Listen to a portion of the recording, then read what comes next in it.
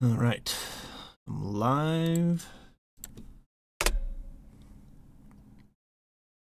and this is what I wanted to read. So, today's stream is going to be a little bit short. Not too bad, but just a little bit. I'm still in the process of recording some footage for the game. I'm doing that kind of off screen on my own time. But, I was recording the PS3 version of the game, so I could contrast and compare that needed to come up. Dude, the sound mixing is so bad in that remaster on the PS3. It's awful. It's like unplayable for me. And then it also froze. The game froze. I had to shut off my system. I had to force shut it off. So I'm probably going to avoid the PS3 remaster and just stick to the PC version, which ran a lot better. So, of course, that was only true after I had modded it, but it is what it is. I don't want to have to bust out the GameCube to play the game. But that could be fun. Anyways, I'm just going to do some reading today. Just going to do some reading of this post-mortem. I don't know where this was originally published, this article. All kinds of PS2 bugs. Xbox bugs was way less. Why was the PS2 bug so high? I wonder if they developed it on the PS2 and then ported it to these systems. All three of these, and that's why. So they fixed 11,500 bugs, and then they ported it, and there were others that sprang up that they had to fix too. That's crazy, though. 14,500 total bugs that they fixed in this game. I'm sure that's nothing in comparison to a modern game. Just seems like a lot to me because I'm not a programmer. When Prince of Persia was first released in 1989, it got the attention of the game industry, became an instant classic, and laid the foundation for the action-adventure genre. The settings were strong, the storytelling was compelling, the animations were groundbreaking. The game established new standards for what the public should and would expect from video games to come. By May of 2001, a number of platformers had been released since the launch of the original Prince of Persia. Most of them were inspired by at least one of the elements that made Prince of Persia an important achievement. In spring 2001, Ubisoft announced it had acquired the Prince of Persia license and gave the Montreal team a mandate to start the conceptual phase of the project. Early on, we identified the three core ideas that made the original game a success. They are: number one, captivating animations and character movements; two, intense fight sequences; and three, clever and challenging levels, and the gameplay built around them. That's good stuff. Who wrote this? I want to know who the author of this is.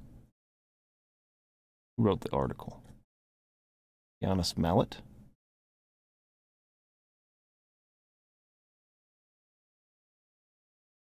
What's up, Dude McGuy? Happy Tuesday to you as well.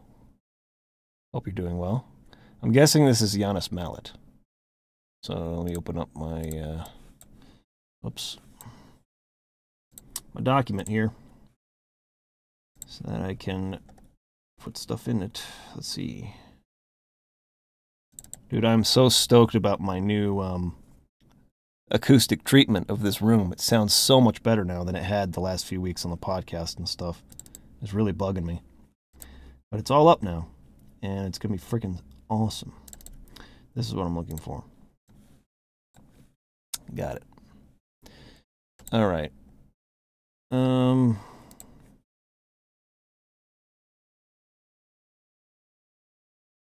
going to copy this section.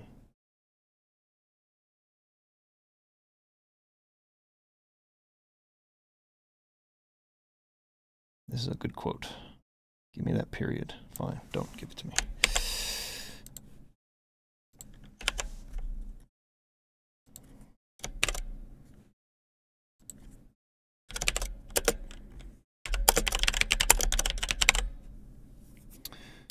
Good to hear, Dude McGuy. So there we were, a team of 7 laying down the basis of what would later become Prince of Persia: The Sands of Time. 2 game designers worked on defining the main concept, helping to build prototypes in real time with the technical team. 1 animator created the major moves that essentially brought the prince to life. So they started out with a team of 7.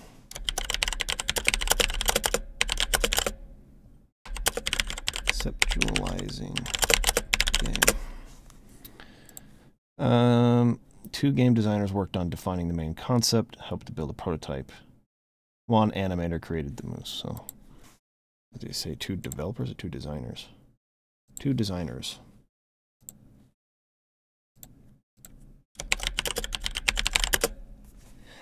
Excuse me. Fetching A. Stupid allergies. 2 game designers worked on defining the main concept.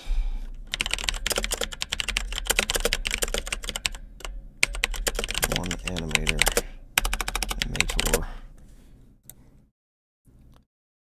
created the major moves.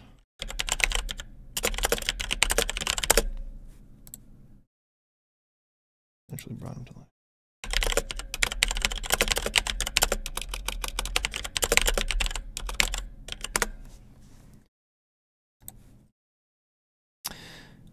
We then integrated 2 engineers into the process.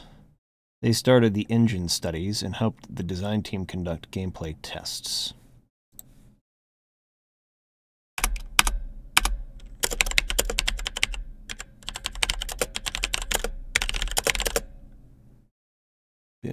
I'll just call it the engine. And helped with conducting tests. We got 2, 3, 4, that's 5. Then himself, I guess, would be the 6th as a producer. Concept artist.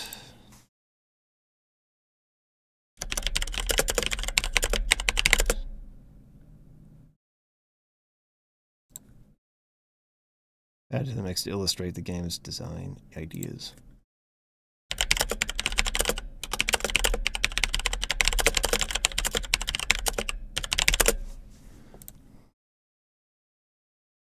Provide initial art direction to the extent possible at this stage. He also contributed creative ideas. The final piece of the puzzle was the producer, someone who would also act as a game designer and creative consultant, a role I gladly accepted. A couple of months later, when we were able to present our first mock-ups, we asked the original Prince of Persia creator, Jordan Mechner, to look at what we had done. The result of the first presentation was inspiring. He was duly impressed. The work of the concept team really impressed Jordan Mechner. That's an ER. Is it Jordan or Jordan? Yeah, Jordan Mechner. Okay. The result was inspiring. He was duly impressed. He hopped on the train, and the core team started chugging along full steam, beginning with the pre-production phase and then switching to the production period. Okay. He joined the team. Is Kaysen working on a video too, or is it pop retrospective, the next one? He is working on a video. He was struggling a little bit because, you know, when we made the switch to Resonant Arc, like, he got it, like, he understood the reason for it, but his, like, major series up to that point had been Dark History, and he really liked doing, like, historical videos. He's a big history buff in general, and he wasn't sure, like, how that fit anymore into the new brand. And so we were talking, I think it was last week, and you know, just trying to help him understand, like, what he could get motivated to do. And essentially what it came down to was kind of just switching the tone, but keeping essentially the same idea, right? So instead of dark history, where it was kind of confined to, you know, picking up dirt on people and, like, seeing, like, the messed up stuff that happened behind the scenes, we're kind of switching it to forgotten history, which opens it up a lot more to be inspiring, you know, things that you don't know that will be kind of more of an inspiring story that will build your appreciation for something. And so the first video that he's working on in that sort of new vein for that series is about the other creator of Super Mario, because Shigeru Miyamoto became the one who was famous. Actually, I don't even know his name. Hold on. He was the director of a lot of those Mario games, though, and Zelda, too. Just Super Mario. The director of the game, is it Takashi Tezuka? I think that's him. Yes. So Takashi Tezuka is very, nobody knows him. Nobody knows his name. He's not remembered. He's not famous like Shigeru Miyamoto. But Shigeru Miyamoto wasn't really ever a director in Nintendo. He didn't direct games so much. He was a producer. And this guy did all the directing for those old original Nintendo games. Works. He directed... I guess he was the assistant director on the first one. But Mario Brothers Lost Level, director. Legend of Zelda, director. Mario 3, director. Super Mario World, director. Link to the Past, director. Link's Awakening, director. Super Mario World 2, director. Assistant director on Mario 64. Anyways, people don't know him, but he directed all these classics that really got the company started, or most of them.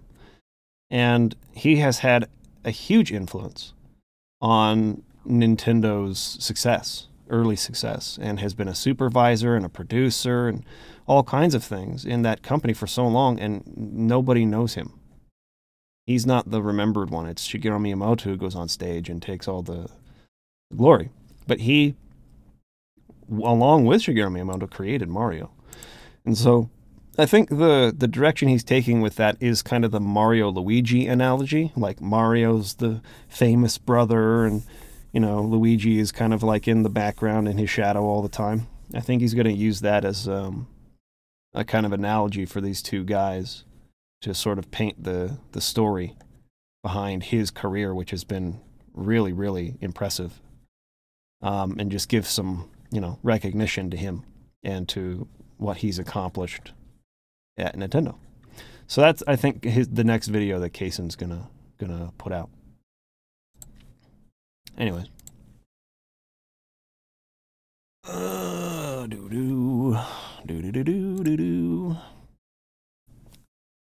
Late arrival of the artistic director. While the project effectively began in June 2001 with a fast-track conceptual phase, the art director, Raphael Lacoste, did not join the project until late April 2002.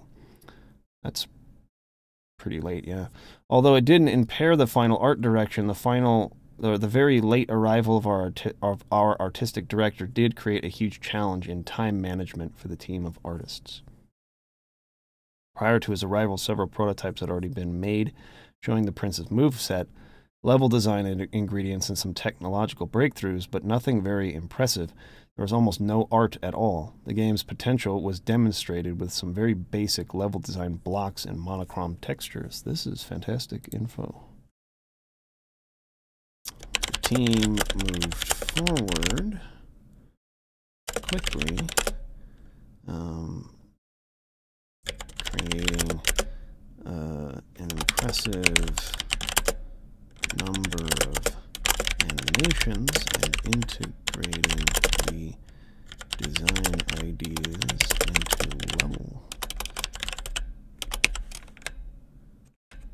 into the levels, but they weren't able to secure an art director until late in the process. Made a lot of strides. Well, they made a lot of strides by April of 2002. There was still very little art, and the game didn't feel very impressive. The late arrival of the art director, put his name in there, Don't forget it. Raphael Lacoste.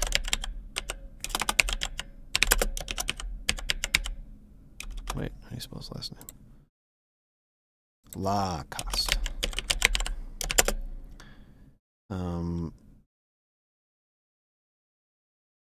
How did he put it?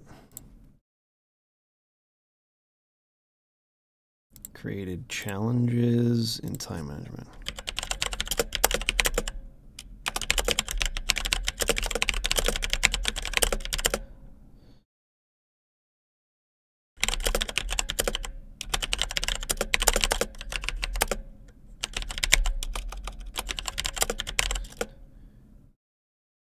Release date.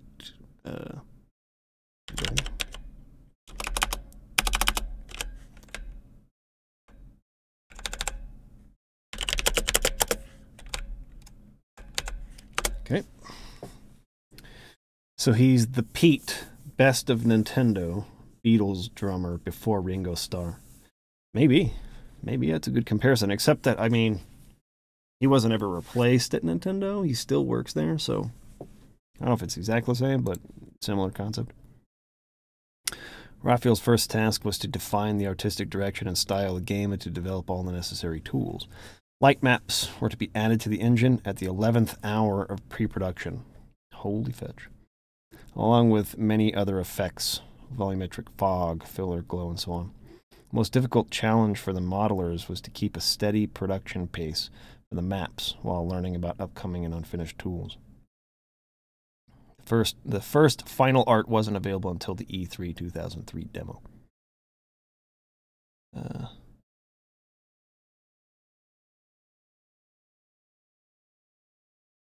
Light maps, volumetric fog.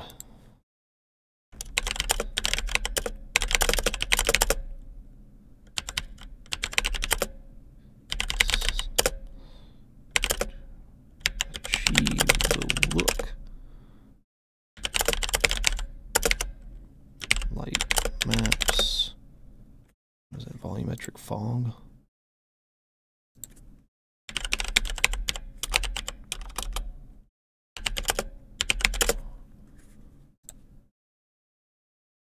Filters glow.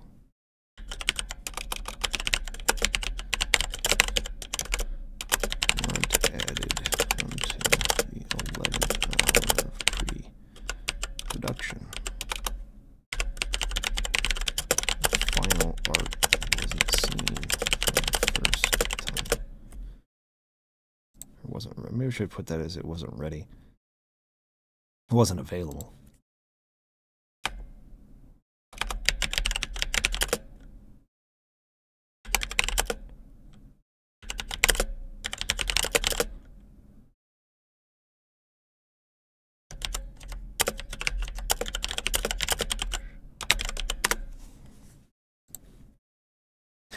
Coming back from the show, the team saw the demo as the standard of quality that should be consistently present throughout the whole game. This seemed impossible considering just how much we still needed to produce. The demo was approximately 1/30th of the whole game. The risk management output, including some scope reduction, and the tremendous efforts of our highly motivated team resulted in visual quality that surpassed that of the demo.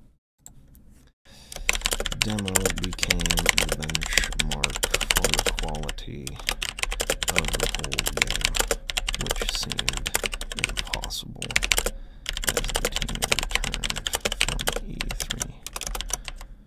But with good management, scale reduction, they were able to surpass the quality of the E3. I talk about scale reduction all the time. What's up, Eric? This is the problem with Xenogears. The problem with Xenogears was scale. And instead of reducing the scale of Disc 1, he insisted on it kind of continuing at the scale he had in his mind, which forced Square Enix to say, okay, just end the game there. He's like, I can't. So Disc 2 had to be done the way it was. Because management means scale reduction. It means you have to make cuts. You have got to be able to let go of things and make cuts. And the game is only like 10 hours long, but man, those 10 hours are really, really well polished. It's a masterpiece of a game, Sands of Time. Whereas Xenogears, people consider it a masterpiece because the ideas are so good, but it's not. It's really, really not. Fuzzy validation process. From the beginning, we knew that dealing with such a well-known license would present some challenges. We needed a huge pre-production process to help us establish clear goals, which included completing character behavior, macro designs, a compelling storyline, and all tools. The playable proof would then allow us to move forward into production. That said, we didn't think pre-production would last as long as it actually did. When level production began, we had planned for 10 months.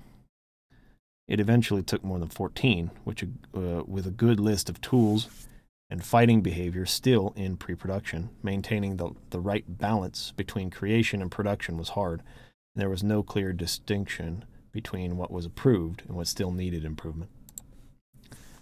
Pre-production went on 4 months longer than expected. 10 to 14 months. Finding the balance between creation and, what did you say? Production?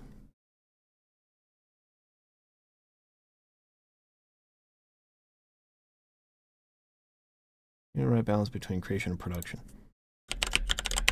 was difficult. Eric says, you know the beauty of playing this trilogy? We'll beat them all before completing one PlayStation RPG. I know, right? I know. It's awesome.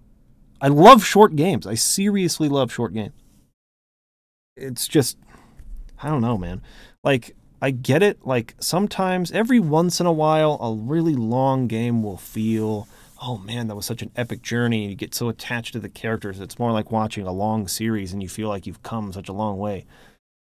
But to do that as like a standard is really hard.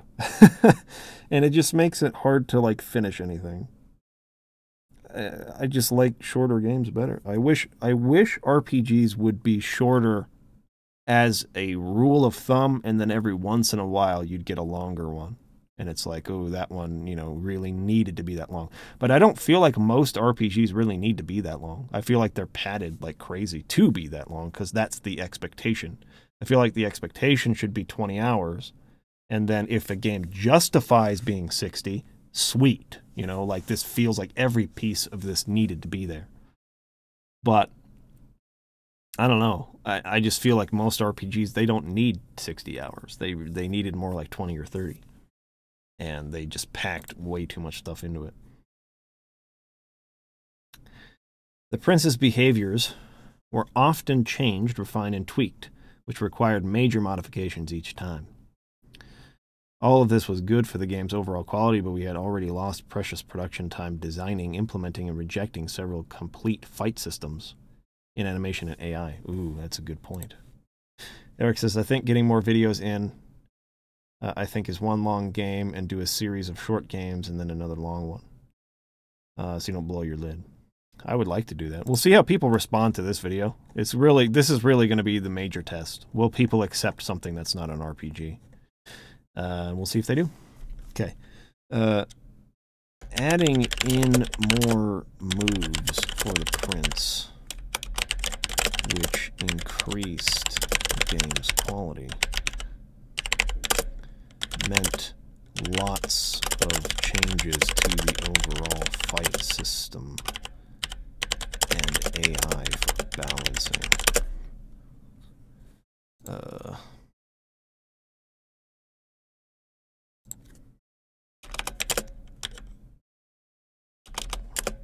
Which was a huge time investment. That'll help me remember. The result was a certain chain reaction that put other important deliverables in jeopardy. For instance, we started Farah's process AI development later than expected. We didn't have enough time to really polish the generic AI supporting level design scripted events. We had to take care of cooperative gameplay case by case, level by level, situation by situation. All this postponed the start of the real debugging period. We were faced with a mountain of bugs that had to be fixed. But the Gold Master release date was not going to budge. I don't want that.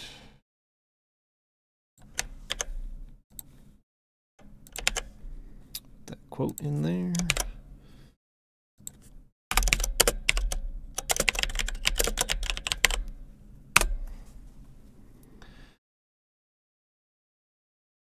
I prefer RPGs to be long if the story calls for it, like Xenoblade Chronicles wouldn't be the same if they crammed it into 30 hours. I actually do wonder about that though, Dude McGuy, because I think that like at least 25 to 30% of that game is running through areas. Not necessarily story-driven stuff. I do agree, though, that it probably could not be put into 20 hours. Like, that wouldn't be good.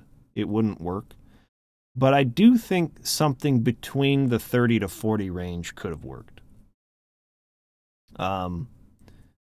Rather than it being, like, 60 to 100.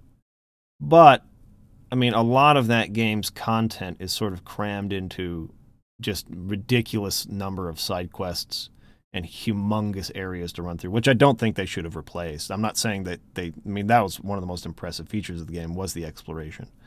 So I don't think they should have changed that. But I think they could have used some cuts in the side content side of things. I don't think it has the best quests. They're very fetchy to me. I like the whole, like, rebuilding the town one. That one was good. But a lot of the others in the other towns are pretty... I think they could have been reduced. Eric says, I think if the world building is great enough, it can justify a long story. Dragon Quest XI was about 70 to 80 hour game, and none of it felt dull. I gotta play that. I'm waiting for the Switch version, though, now. Depends completely on the game / story, but yeah, most have big time sinks built into the gameplay. Yeah, but it needs that sense of exploration to have the sense of scale. Yeah, and I'm agreeing with that. I don't know if you had heard that at the time that you typed that. Let's see. The Princess character was the subject of intense work during pre-production. With more than 780 animations, he was obviously the most significant and largest component of the game. Unfortunately, this left less time and fewer resources to develop those who would allow him to exploit all his abilities, his enemies. Prince had 780 animations. Super impressive, especially at the time, but left fewer resources for enemies. Not especially. What am I doing? That was totally not on purpose. Yeah, I really want to try. I'm fascinated by that switching to 16-bit to the regular game. I want that to be a staple feature in Final Fantasy moving forward. I really do. I want them to do that. So I want to encourage that. So that's why I'm buying that version. Side quests are annoying, but easily skippable. They are fetchy, but you don't have to return to the quest giver to give... That is one thing I did love about it, Dude McKay, was that once you completed the quest, it was done. You didn't have to, like, go back and talk and, like, deliver the thing to them. That did cut down significantly. That was a really nice game design decision. Enemies represent particular level design ingredients being extremely dynamic. They need to complement the main character's combat skills. At the same time, they should also increasingly challenge the player and surprise them with unexpected behaviors in any given situation. We also use specific enemies as tools to teach the player how to fight better, an instrumental aid in the player's learning process. This is very true. That's going to be a gameplay section.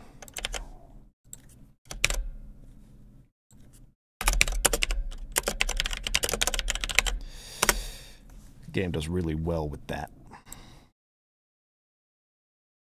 Due to the late delivery of final maps, all the enemies' behaviors had to be developed and coded on placeholder maps, basically it's basically a floor, which it did not take into account the geometry of the actual maps. We'll wait.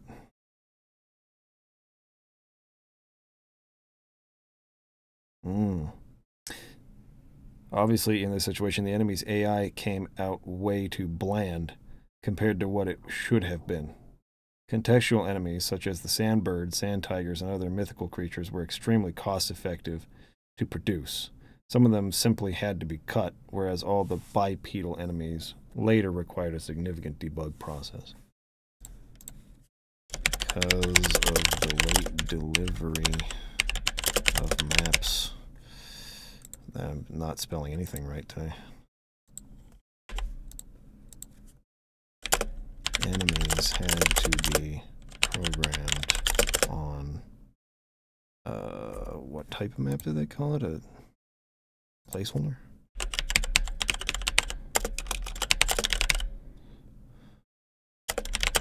Didn't take geometry into consideration. This meant a long debugging process and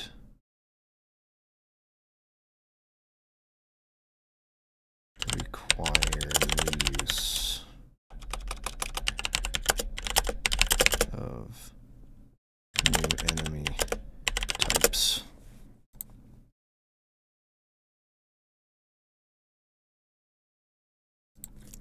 Such as sandbirds, which were extremely cost-effective. They have them as one word, right? So extremely cost inefficient to produce. I could see the tigers specifically.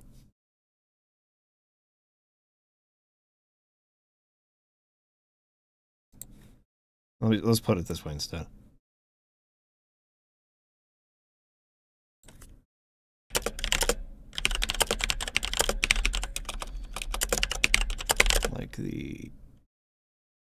Like sand tigers were extremely cost inefficient.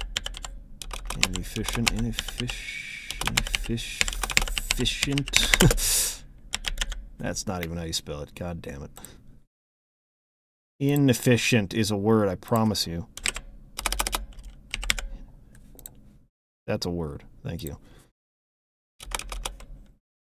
To be cut. Much as I don't like FF15, I thought the demake was a great idea and still executed well. It's a shame it could not make the story better. I want FF16 to approach it similarly, to let you be just as involved in the demake. This video at this timestamp has some fun facts on Sands of Time. If you've not seen it already, let's take a listen. Ultimately acquire the rights to Prince of Persia and reboot the franchise with the critically acclaimed Sands of Time. Although Sands of Time is very robust, many of its ideas were left on the cutting room floor. The game has a level revolving around a private zoo crawling with sand creatures, but oddly, the only animals that appear are vultures and yeah, we talked about that on while we were streaming the game itself, but also that's what's going over here is they had to cut out the tigers. Beetles. According to producer Yanis Millet in a Gamma Sutra post-mortem article, this section of the game was planned to have enemies such as sand tigers and other mythical creatures. However, these more complicated beast-like enemies would have been too cost-inefficient to implement and had to be cut before release. Much of the core team that worked on Sands of Time had extensive backgrounds working on titles for a younger audience, and according to director Patrice Desilets, this inspired one of the game's most famous mechanics. While working on Donald Duck going... Yeah, we've talked about this one too, about rewinding time coming from the fact that he was frustrated that when he would die, he'd have to start over. Whackers. Patrice proposed that instead of having to replay an entire level once the player dies, they should be able to rewind time and resume the game just before death. This idea was dismissed at the time, but once Patrice was promoted to a director, this was one of the early gameplay hooks for Prince of Persia that evolved into the central mechanic of Sands of Time and has become synonymous with the franchise ever since. While the third game in Ubisoft's trilogy would be released in 2005 as Prince of Persia: The Two Thrones, there was actually an early prototype shown at E3 of the same year known as Kindred Blades, or simply Prince of Persia 3. While it shared some elements with Thrones, it had a variety of differences, including a less linear city to explore, more blood and gore, and various other changes. Most notably, both the prince and his evil doppelganger had different designs than what would appear in the final game, with the Dark Prince featuring striking white hair. The transformation process between the two forms was different as well, with the prince having to burn himself with fire, with the pain acting as a trigger into his more powerful alter ego. After finishing the Sands of Time, Patrice Désilets wanted to take the franchise in a different direction. He then instead pitched a concept called Prince of Persia Assassins. This game would have seen the player assume the role of a member of the prince's entourage instead of... And became Assassin's Creed. Yep. Interesting stuff. Yeah, I think he even mentioned that he read this one, the post-mortem. He mentioned that in his video there. Lack of strong technical level design. From the beginning, our game was all about level design. Each of the prince's moves drove the micro gameplay. Much of what the players would enjoy was rooted in level design. Every aspect of the prince's behavior or animation had a match in the geometry of a level. The game was very context sensitive. You need a wall to make a wall running maneuver. You need a column to slide down it. We had to make our technical features behave flawlessly. First of all, the dynamic loading was not ready right from the start of production, so we had nightmares getting everything to fit in memory and adjusting prefetch settings. Making all these adjustments was very tricky because we wanted everything loaded in time.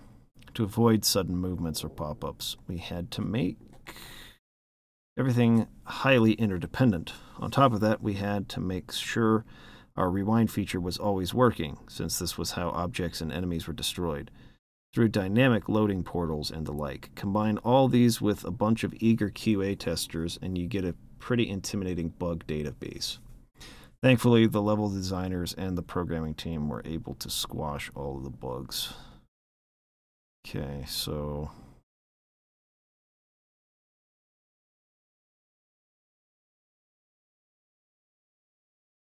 there's something there. So were we starting to see the light at the end of the tunnel at this point? Well, not quite. We were forgetting another source of problems. The game wasn't crashing anymore, but the enemies were forgetting their objectives. This led to broken gameplay where enemies no longer saw the prince or attacked him. Furthermore, since you couldn't beat them, you couldn't complete the level. Even worse, the princess was completely forgetting many of her crucial goals. So much could have been done in the earlier stages of development to prevent these problems, if only the maps and gameplay had been delivered in advance. A dedicated technical level designer could have foreseen all of these issues and fixed them before alpha. Once again, we were not dealing with the problems in a strategic way. We were putting out fires as they occurred. Meanwhile, we were creating a mountain of bugs to deal with later. I'm going to quote this one.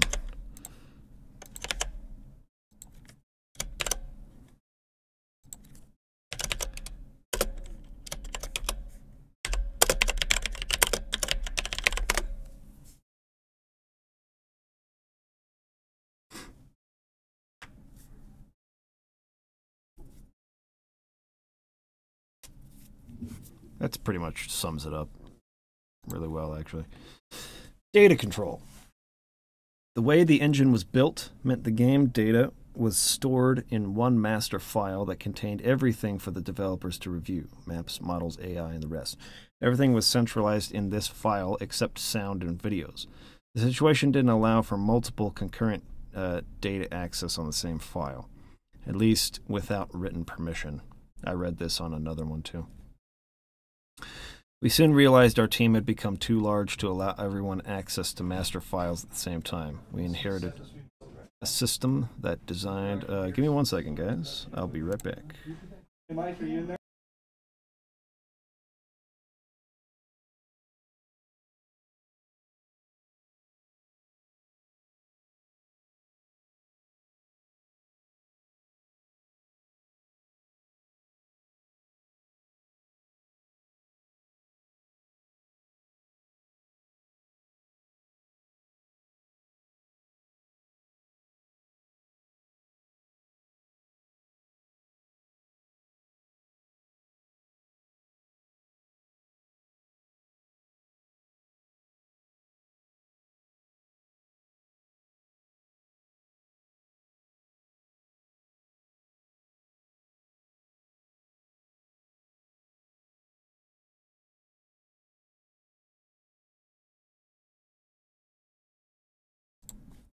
Okay, I'm back. A boss came through. Okay, soon realized our team had become too large to allow everyone access to the master files at the same time. We inherited a system that was designed with a small team in mind, but it didn't scale well to an army of 45 in crunch mode. Many problems occurred. Data was overwritten, the server crashed, files got corrupted. A lot of time was wasted because people had to wait for their turns to enter their changes on the network. The file structure of the game was set up with a small team in mind. But as it grew to a large number in crunch time, it created a lot of problems.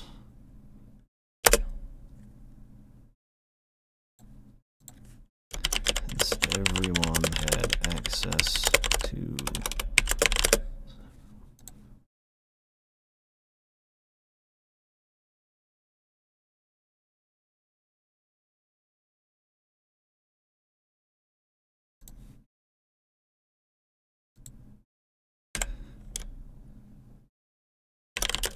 the engine was structured.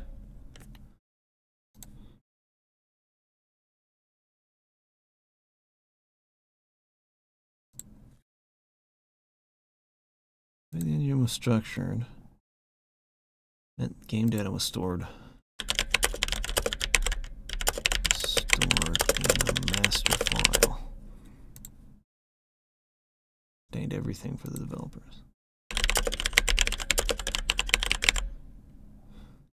The file structure for the game was set up all team in mind. As it grew to a large number, it created a lot of problems.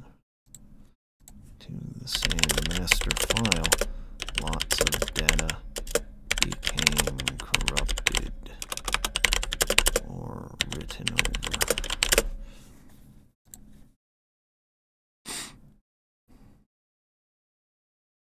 Tried to optimize the data control at the very end of the project by building a data monkey solution that would allow simultaneous access through a server while maintaining a single repository for game data. Unfortunately, the attempt to build such a tool came too late, and we never had the chance to alter the system. The risks involved were too serious. One little thing we did, however, was set up a simple file server to manage the timing of all check-ins. At least the developers could work on something else locally while waiting for the project updates, and we could give priority. And I'll just go ahead and quote that.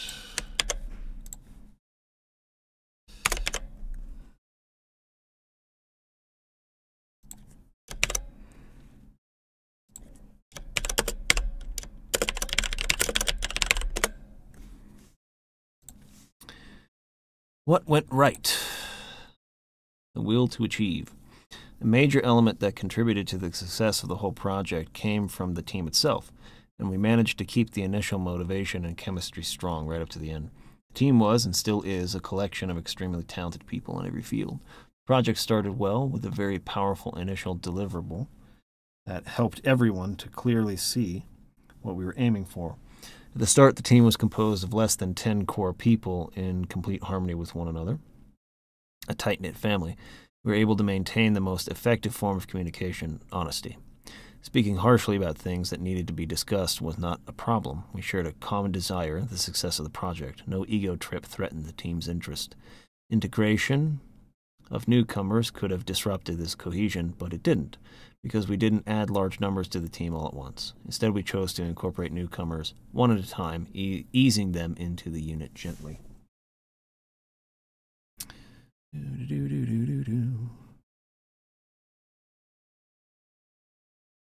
A succession of morale-boosting events helped maintain the highest level of energy and motivation within the team. Sony decided to show the game at its E3 booth, and our own demo of the game at E3 was well received. People turned out in droves as word spread quickly that this was the game to see. Our high motivation level and confidence in the project allowed us to deal with an incredible amount of pressure. accept some different realities, scope reduction, and so on, and work extremely hard for a very long period. From the E3 demo preparation to the very end, we worked on average 16 hours per day, peaking at 20 to 48 consecutive hours sometimes. Holy fetch. 48 consecutive hours. That's such BS. It's one thing to work like 16. I mean, 16 is like, I get it. Sometimes you just like, you're really coming down to the crunch time. You're gonna, but 20? I mean, you slept 4 hours. I mean, even then, it's like, okay, do that for a couple days to really finish something. But 48 consecutive, how can you be effective? I don't understand how that's more effective than resting for 4 hours and then coming back. At least 4. But I mean, 6. I mean, you'll just work better. Working 48 consecutive hours is so ineffective.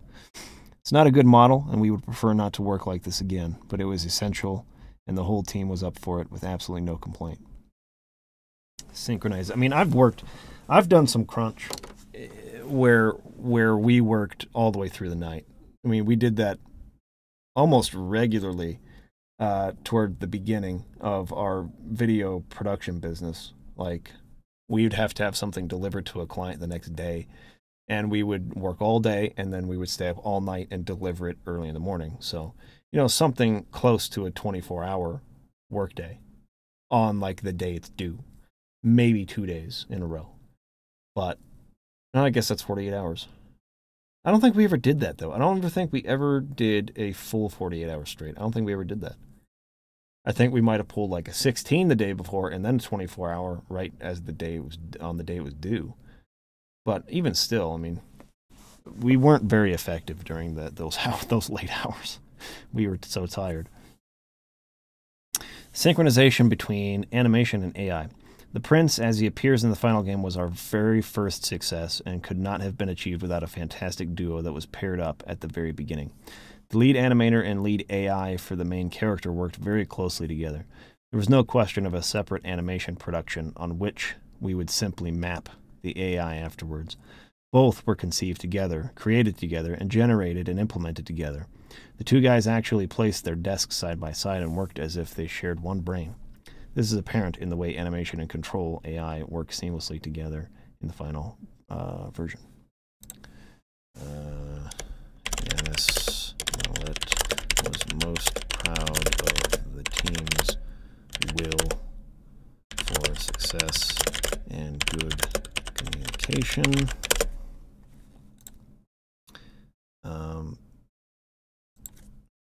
Synchronization between animation and AI.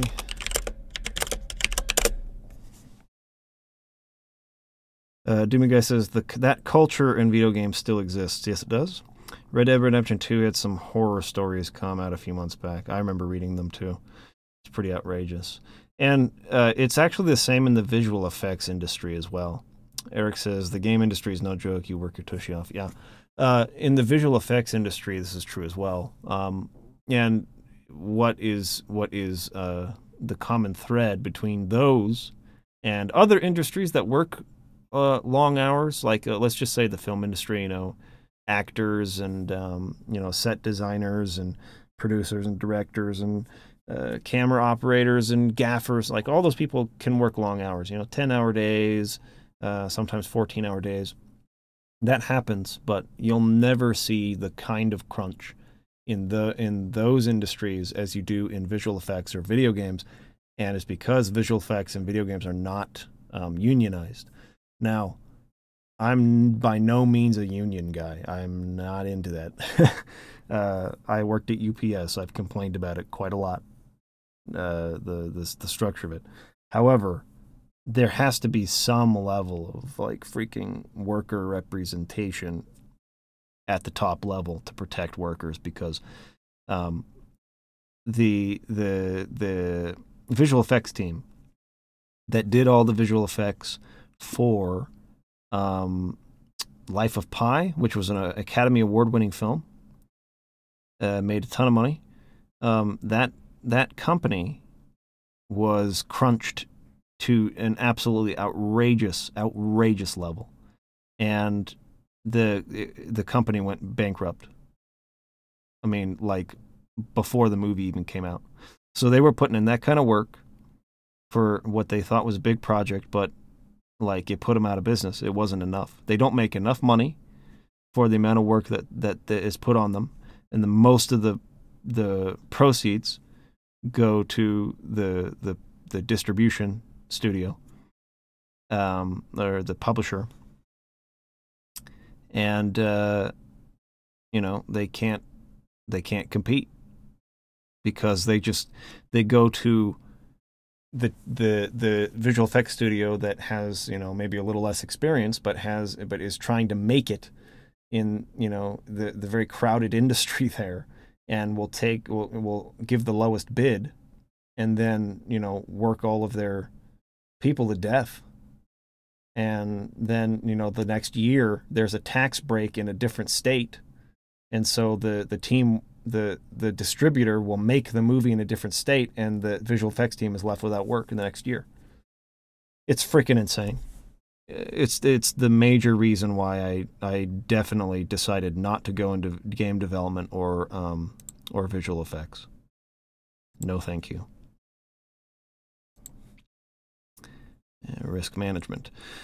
When tough decisions needed to be made, we made them. We reduced the scope of the game at 2 crucial times, just before Christmas 2002 and right after E3. Fortunately, these decisions were made early enough in the development process. The first scope reduction was the hardest to make because we were still far enough from the Gold Master date to convince ourselves everything would be just fine. Specifically, we were talking about cutting an entire chapter that took place in a slave village featuring exotic gameplay elements. Oh, wow. And risk management. Scope reduction.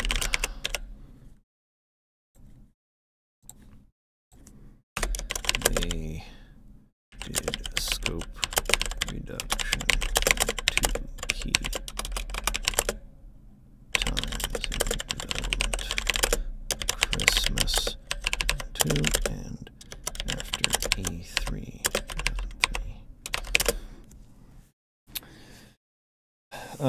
Doom Guy says unions are useful and necessary in certain industries, and Eric says, yeah, something like the unions may go a long way in gaming industries, but unions themselves need to be regulated.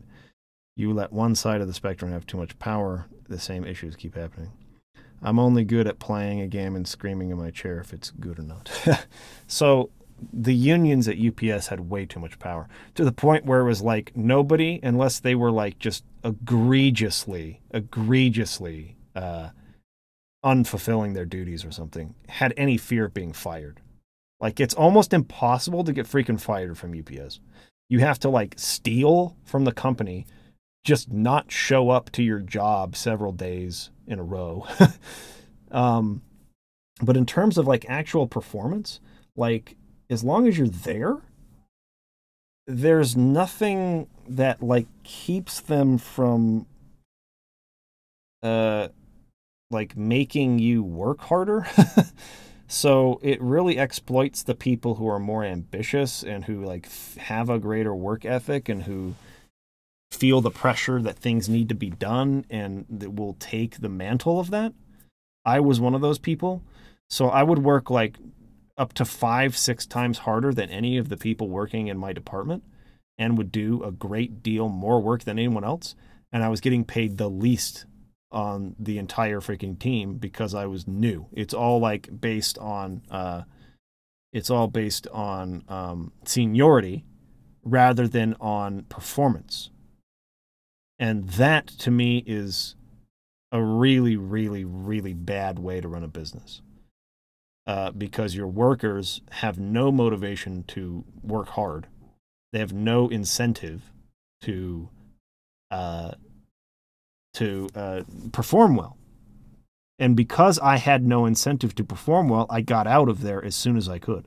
As the most skilled, the youngest and strongest and most motivated worker they had on that team, I had no desire to be there because my performance was not rewarded, even though my performance was way better. They got more vacation than me. I had 1 week of paid vacation. Everyone else on the team had been there for years, so they had 4 weeks, sometimes 5 or 6 weeks of paid vacation. these people had earned through their seniority, through being there for 30 years or whatever. And, you know, I worked way harder than all of them. I had to cover for them when they were gone. So I had to do my duties and theirs when they would not be there because they're on their paid vacation. It's a freaking mess. It's definitely not, it's too far swinging in the other direction. Like you're saying, there needs to be a balance of power for sure.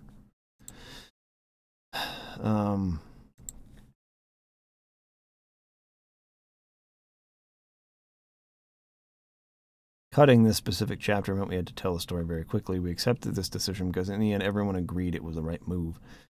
We had made this decision later, or worse, if we had refused to trim it, we would never have been able to finish the game on time. That's very interesting.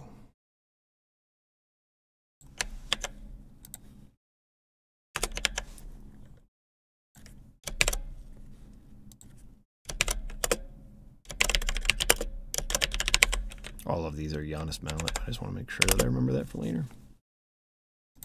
What time is it right now?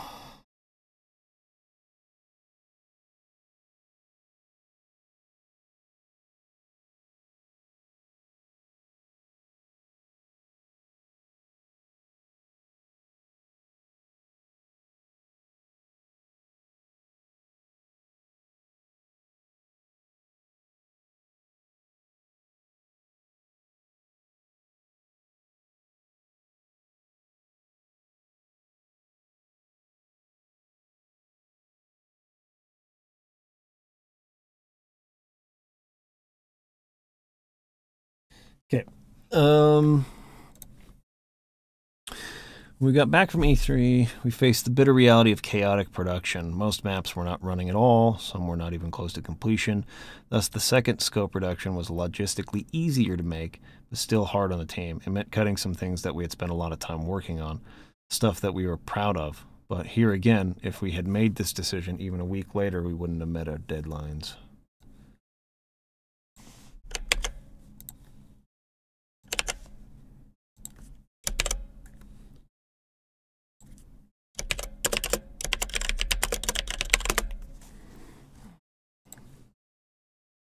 Playable editor and other tools.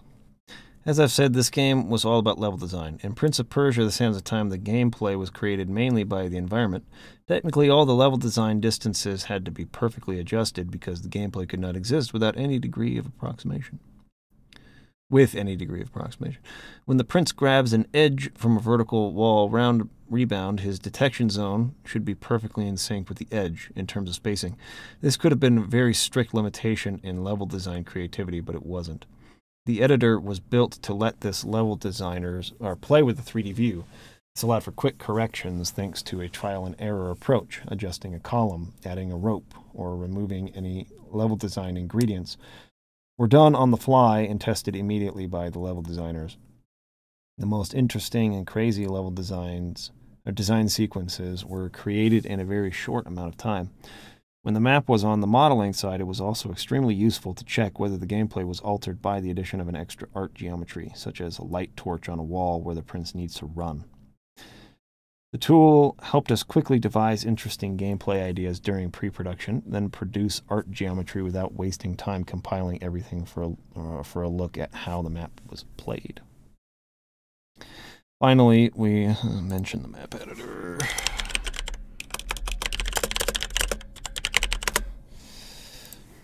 Integrated testing. Finally, we provided development kits to as many testers as possible. At peak time, we had 14 PlayStation 2 development kits for the team, 4 of which were solely dedicated to QA testers, reproducing very rare crash bugs with a special debug strike team to take over the machine with a debugger and reverse engineer bugs in retail code. I'll tell you what, though.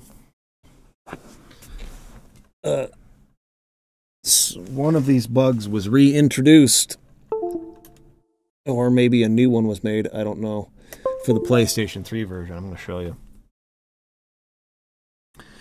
I never ran into this problem in the original game, but in the remaster on the PlayStation 3, I was just doing this last night, and it was fetching stupid. Prince of Persia. Come on, where are you?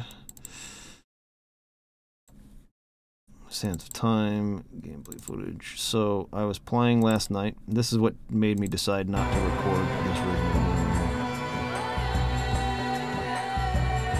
Just wait for a second. So I was running up around this area right here. So I was running up here, and the game fetching crashed when I tried to jump across here. Or when I tried to jump up to the next level. It's like, bink, frozen. And that didn't just like freeze the game. That like froze the console. I had to do a forced shutdown of the PS3 when this happened. So that's a bug that was missed, at least in the remaster. And it's why I won't be playing the game on PS3 anymore. I'll be playing on PC only. Let's see. Very rare crash bugs, a special debug strike team to take over the machine with a debugger and reverse engineer strange bugs in retail code. This started a creative solution to a recurring problem. One day we realized one of our testers was great at finding bugs, the rare nasty ones. She was able to find bugs no one else could. Initially, each developer who was assigned to her bugs got frustrated due to the time commitment in fixing them. Then we asked her to join the team, equipped her with a development kit, and with her working on the game itself, we got our A-bugs curve back to normal. Promoted woman who was really good at finding rare game-breaking bugs to the team to help fix them. Then we asked her to join the team, equipped her, blah, blah, blah. We replicated the model to up to 4 integrated testers within the team. This dramatically accelerated the pace of finding and fixing bugs. Ended up bringing on 4 testers to help with the debugging process.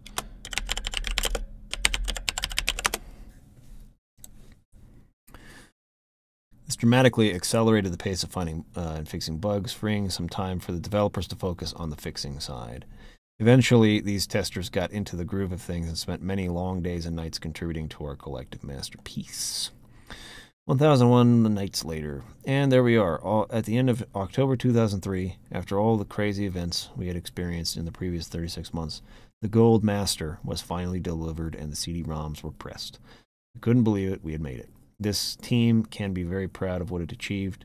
I would gladly work with all of them again in a second. In fact, I am. And we are now ready to welcome newcomers for the next installment of our adventures. Fascinating article. Fascinating article. Very, very illuminating. That's the word I'm looking for, I think. Anyways, I have a lot of material to work here. I mean, the research side of things, there's more than enough to go on. So I could probably get started with writing now, writing the review. I'm still going to take some time to record some more stuff, but I'm pretty much ready to move into the writing phase. I've got way more than enough to work with here, so I'm G to G. Anyways, that's where I'm going to stop for today, though. I'm actually going to go ahead and start doing some recording. And filing and logging the video game footage. And I will probably be back tomorrow evening to start writing the review. And we'll take it from there. Anyways, thanks for watching, guys. Your beasts. Appreciate all your support of the channel. And I will be back tomorrow. Have a good day.